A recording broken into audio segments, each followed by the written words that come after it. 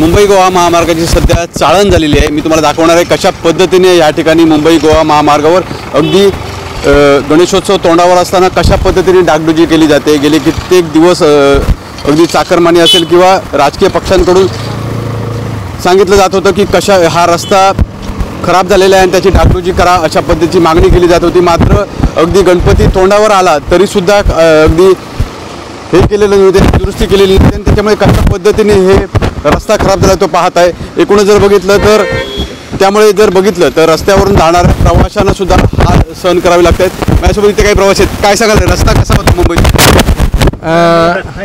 आम्ही रत्नागिरीतनं आलोय, ठीक होता रस्ता, रत्नागिरीतनं इथपर्यंत ठीक आहे।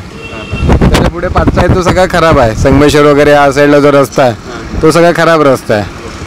आपण जर बघितलं तर रत्नागिरीपासून सिंधुदुर्गचा रस्ता चांगला आहे, मात्र जर बघितलं तर पुढे जो रस्ता जातोय तो मात्र खराब आहे। त्यामुळे मुंबईतून येणाऱ्या चाकरमान्यांना मात्र त्रास सहन करावा लागतोय। विकास गावकर, TV9 मराठी, सिंधुदुर्ग।